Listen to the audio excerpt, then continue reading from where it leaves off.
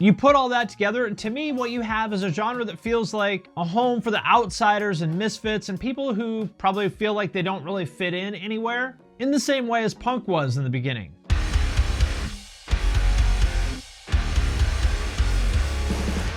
What's up, everybody? I am Finn McKenty. This is the Punk Rock MBA, and today we are going to talk about hyperpop, which, in my opinion, is the most interesting genre of alternative music to come along in years. And if you're not familiar, I'm talking about artists like Charli XCX, Dorian Electra, and 100 Gecs that sound like this.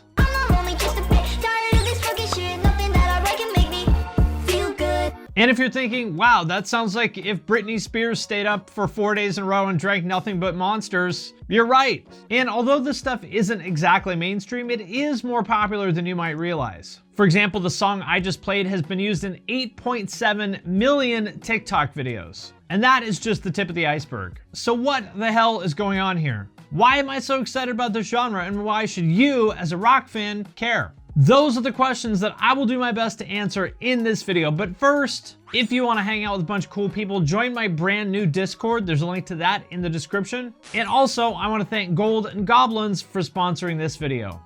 Gold and Goblins Idle Merger is a super popular game in the idle mining genre. Basically, you get to play the role of a gold mine manager, hiring goblins and trying to maximize their productivity and, of course, profitability. I'm one of those people who really likes optimizing workflows and that kind of thing. So this game is really satisfying for me and scratches that itch. There's over 100 unique mines to explore, all kinds of cards and upgrades to customize, so you can become a digging tycoon. And you can collect idle gold even when you're offline. So it's kind of like playing even when you're not playing. The game has over 2 million players, and you can take part in special weekly events that'll make your casual idle mine even more fun.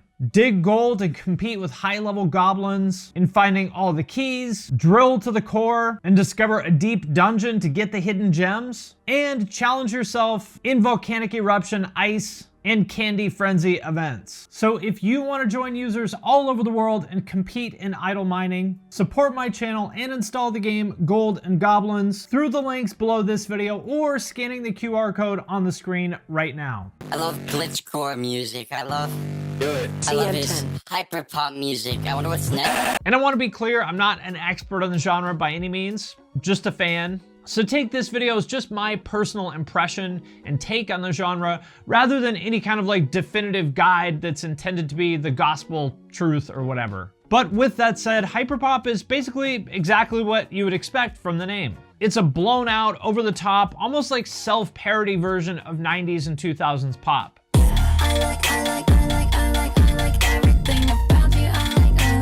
Like if you took Tattoo or Spice Girls and deep fried it like some meme from 2013 that got screenshotted like 8 times in a row by a bunch of cheap Android phones. And the biggest names in the genre, some of which I mentioned earlier, would be Dorian Electra, Charli XCX, 100 Gecs, Glaive, and Sophie, RIP. And although the genre has pretty wide creative boundaries, there are a few key elements that define it to me. First of all, the pitch-shifted auto-tuned vocals that almost kind of remind me of Nightcore.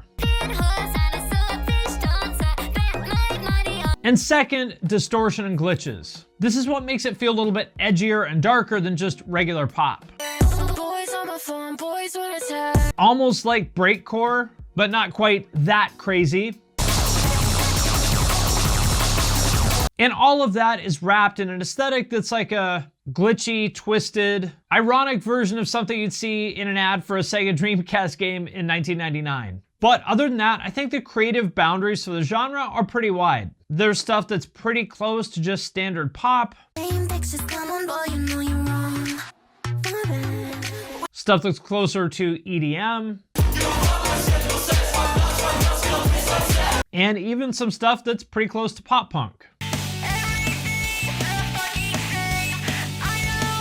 Now, I'm not going to pretend that I'm some kind of expert on the origins of hyperpop or anything like that, but to me it feels like the evolution of a few things that have been going on since like 2013 or so. The first is PC music, which initially was a label started by a producer named A.G. Cook that was among the first to bring back that like synth-based driven 80s, 90s kind of production.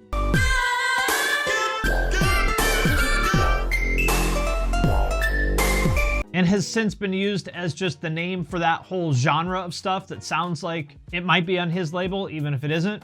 In listening to this stuff now, it seems kind of like plain and dated, but back in 2013 or 2014, it sounded very new and fresh. This was also around when vaporwave was at its peak, which is mostly like an aesthetic kind of referencing all that like corny 80s imagery with like neon and sunsets with like a grid in front of them and all that stuff. But it did have a kind of genre of music loosely associated with it, which I think of as basically like chopped and screwed version of like 80s elevator music, I guess.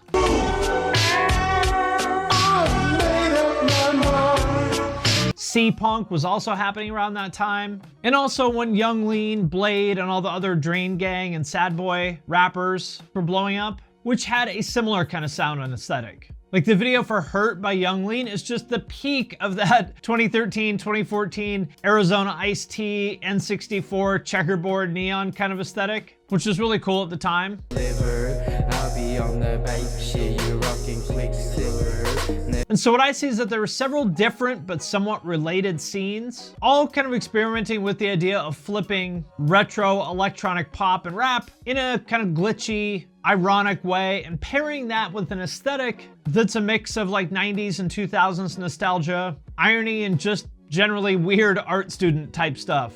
And to me, hyperpop is the evolution of all that, but done a little bit better than all those other early experimenters did. Like they've built on the foundation that all those other people laid. And so with that said, let's talk a little bit about why I find it so interesting and also why it's getting as much traction as it is. First of all, the music itself. It's based in pop, so it's kind of inherently appealing. You can say what you want about pop. I mean, you may not like Backstreet Boys, but I guarantee you that you can sing along to at least one of their choruses.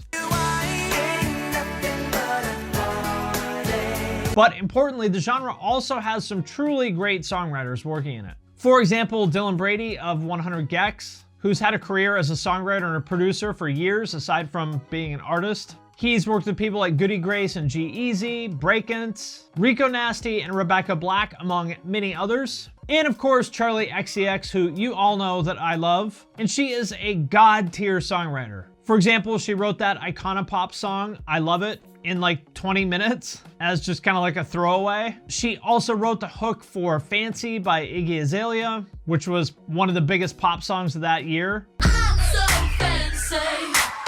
Can't you taste this girl? Boom Clap for Hilary Duff. And she's written for a bunch of other huge pop artists like Rita Ora and Britney Spears, for example. And even listening to like smaller DIY artists like Kid Trash or Osquinn, the production might not be as slick as like 100 Gecs or Charli because they're just working out of a bedroom. But across the board, you can tell that there's a level of pop songwriting craft and appreciation that's just way higher than pretty much any other subgenre of alternative music. Like comparing it to what I usually talk about on this channel, which would be like current metalcore and pop punk. To be honest, as much as I love those genres, a lot of the newer stuff there just feels kind of stale and phoned in to me, kind of just uninspired. It's almost like a computer algorithmically wrote something that was calculated to sound like a catchy chorus. Because it's just lacking that kind of intangible something that gives it the pop appeal that made bands like Blink and Linkin Park so good. Because make no mistake, those are pop songs at their core. They might be playing them with like up-tempo drums and distorted guitars and a little bit of screaming, but those are pop songs. But because hyperpop is also super edgy and weird, it's kind of like the best of both worlds. It's got the catchiness and fun of pop, but without all the just kind of corny bullshit that oftentimes comes with mainstream pop. And also the lyrics. This stuff is the soundtrack to the feelings of that extremely online, kind of weird, awkward Zoomer kid, just like Panic at the Disco or Never Shout Never were back in the MySpace days. For example, the song I played in the intro. Don't wanna be someone else, just don't wanna hate myself, just don't wanna hate myself. Instead I wanna feel good. It's been a long time since I was a 19-year-old, like fighting my own brain and struggling with those kind of like mental health issues that it talks about. But I will never forget how it felt to be there and how hard it was. And listening to stuff kind of takes me right back to that place. That's a really tough place to be in your life. and these artists are helping people get through it just like the emo bands or nu metal bands did 10 or 20 years ago. Or this song by Parker, who I guess now goes by Osquinn. It must be nice to have someone who loves you, who would kiss, who would fuck, who would hug you, who would jump, who would laugh, all the human contact, all the text saying goodnight, I love you. There's that kind of rawness and vulnerability to this stuff that I really vibe with and appreciate. And I feel like that's just kind of missing from this generation of rock for the most part. Another factor is the diversity, and I know that there's probably already some people in the comments typing something about how I'm an SJW cuck, and to anybody discounting it, I would think again. Because if you want young people to get on board with anything, you need to care about it. The main thing you'll see if you kind of dig into it a little bit is that hyperpop is a very queer and trans-friendly genre. From what I can tell, a big chunk, or maybe even like the majority of the most respected artists driving the genre are trans or non-binary. I don't think that was any sort of like calculated plan or anything. It's just for whatever reason, that's the way it worked out, which is pretty interesting. Pretty racially diverse too. You'll see people from anywhere and everywhere part of hyperpop. And when you combine that with the stuff I talked about as far as the lyrical themes about mental health and dealing with not being neurotypical, you put all that together, and to me, what you have is a genre that feels like a home for the outsiders and misfits and people who probably feel like they don't really fit in anywhere, in the same way as punk was in the beginning. Because remember, although when we think of punk now, we probably think of people like Henry Rollins and Glenn Danzig, but if you go back to the early days of punk, the scene was not just people like that. It was just as much like queer people, weird art students, and other kinds of people who were definitely not your typical like aggro cis male like those two guys are. I mean, even the term punk has often been used as a term for gay men. So queer people honestly have been a part of the foundation of punk since the beginning. Finally do all the things he's been dreaming of. He's joining the Cocksucker Club. So although hyperpop doesn't sound punk, like nobody's gonna put this on and be like, oh, that sounds like the Dead Kennedys, I think it's arguably more punk than punk as far as being a home for those young kids who don't feel accepted by any other scene, especially with how many like angry, ignorant boomers there are in punk these days. You've been staring at me for like a fucking hour. Can I help you? It's also just really fucking clever. Hyperpop artists understand the internet in a way that rock bands just don't for the most part. They're funny and clever without being corny. It feels like internet native music, and by that I mean music that's made to be shared on social media and especially TikTok. I don't think they do that as some sort of like marketing vehicle or whatever. I think that these are just kids who grew up on the internet, and so to them, that's just one of the things you take into account when you're making music is like, how would people share this on the internet? Just the same way as you might consider like, what does the album cover look like when you're flipping through the vinyl section at a store? They think of social media as just another channel for their creative expression, I think. For example, one of my favorite artists who I think you can include under the banner of hyperpop is Lil Mariko, who has great music but is also fucking hilarious. You may know her for the song Where's My Jewel, or Hi, I'm a Slut, which is just tailor-made for TikTok. I'm a slut. Do what I want, I don't give a fuck. Doesn't matter if your dick's cut. She also did a cover of a KK Slider song from Animal Crossing, which is super fun. And again, very relevant to that audience of extremely online Zoomers, who've probably spent way more time playing Animal Crossing than interacting with other humans. And of course, my personal favorite piece of social media content ever posted of all time from Charli XCX. The genre is just full of this kind of stuff that's like that perfect combination of 2000s nostalgia, emo feels, and catchy lyrics that just make for perfect TikToks. I wish we never met. We broke up on pickup chat, crying on my DM. And what I like about it is that they've really struck that perfect balance where it's funny, but without being corny or taking it to the point where it just feels like novelty joke music. It just has that vibe of like kids fucking around in their bedroom, making weird music to amuse them and their friends. Kind of reminds me when I heard like Attack Attack for the first time. I got that exact same impression of just bored kids from Westerville, Ohio, just doing something ridiculous because they thought it was funny. And it actually turned out to be pretty cool, which is just so refreshing to me, given how serious rock tends to take itself. And along the same lines, I think the aesthetic and the visuals is also a big part of what's making this work. The genre has this very, very strong aesthetic that's really like the perfect visual representation of their music. Like a glitchy, twisted version of the like late 90s, early 2000s graphics and fashion. Very memey, but always with a little bit of a twist where you can never really be sure whether they're being ironic or not, and probably if you asked them, even they're not really sure if they're being ironic. Welcome to postmodernism. You try to touch me, I swear to God it's shit dick. And in a world where our attention spans are getting shorter and shorter, like even a 60-second TikTok feels like insanely long to sit through now. And so it makes sense that their aesthetic built around these like offensively bright, ridiculously loud colors and sounds works. I mean, if you're just sitting around bored, scrolling through a social media feed, looking for something interesting, what are you gonna stop on? The next generic metalcore band in leather jackets, genting in a colored room? Or Lil Mariko calling you shit dick? And one thing I find especially interesting about hyperpop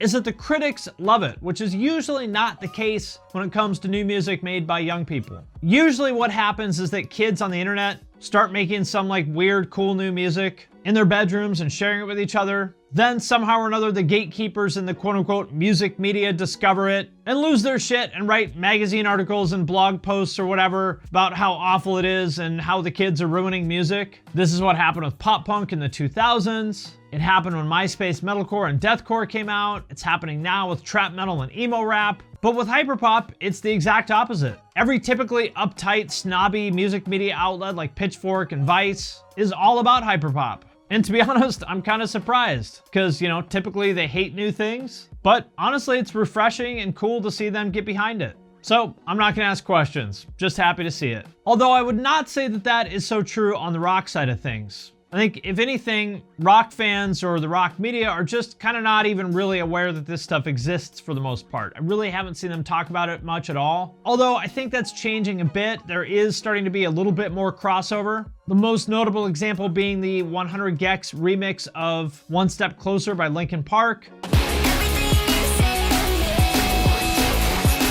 Dorian Electra also has some guitars in a few songs.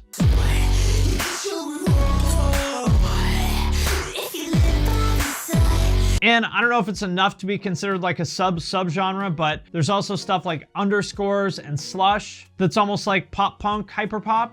I don't think I really need you. Backtrack, then you wonder why I hate you. Which I think is a very cool, fresh take on the pop punk sound. And I expect to see a lot more of that come out, especially from like the emo rap pop punk kids who are kind of growing out of that scene and maybe want to do something different. I haven't really yet heard any crossovers between hyperpop and metal, although poppy comes kind of close sometimes. And I know the guys in Omerta kind of thinking in that direction. So it's really only a matter of time before metal and hyperpop come together in some way or another. And so let's talk about what happens from here. I don't know enough about the genre to like say with any kind of confidence where it's gonna go from here, but with any scene, the two key ingredients that determine its trajectory are stars and songs. When you get that magical combination of a transcendent breakout star with tons of charisma and a truly great hit song, that's when you have like one of these cultural moments that really puts a genre on the map. For example, like Kurt Cobain did with Smells Like Teen Spirit and grunge, or more recently, Lil Nas X and Old Town Road. And he kind of did that again with his new song because he's just that good. And so the big question I have is, will that happen with hyperpop? Honestly, I could see it. I mean, the talent is definitely there. We know that Charli XCX alone is capable of writing like massive Billboard hit songs basically without even trying. And there's tons of up-and-comers like Glaive and Osquinn who clearly also have a ton of talent. Like, I think both of them are teenagers, and if they're this good now, imagine where they're gonna be in a couple more years. And there's also lots of big personalities in this scene. Like I said, they understand the internet very well. And so honestly, it wouldn't really surprise me to see somebody from the hyperpop scene be the next Lil Nas X if the stars align. And by the stars, I mean, of course, the TikTok algorithm, since that is currently what determines the fate of any song. I think just anytime there's this much creativity in one place, it feels like something huge could happen at any time. And I hope it does, because I think this stuff is really cool. And even if it doesn't, even if it stays kind of a somewhat underground thing, I think at the very least, it's gonna have some significant influence on mainstream artists. Pop has been getting a lot weirder and darker in the past few years. The success of Billie Eilish being a great example of that. So I'm sure that a lot of these artists and producers are paying very close attention to what's happening in hyperpop. There are people like Charli and Brady who are kind of already plugged into that major label pop world. So I think we're gonna see a lot more collabs, or at the very least, like mainstream artists bringing in elements of hyperpop.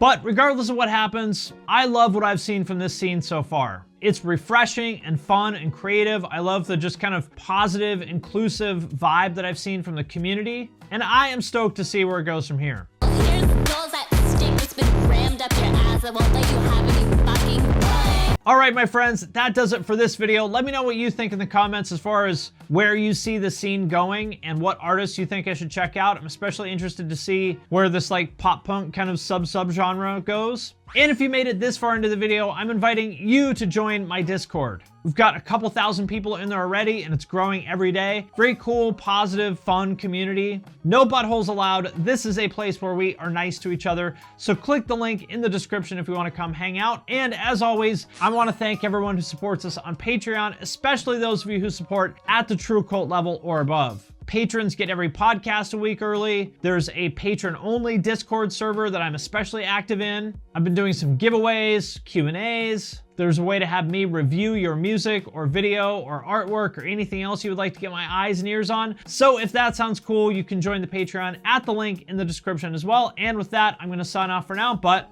I will see you next time.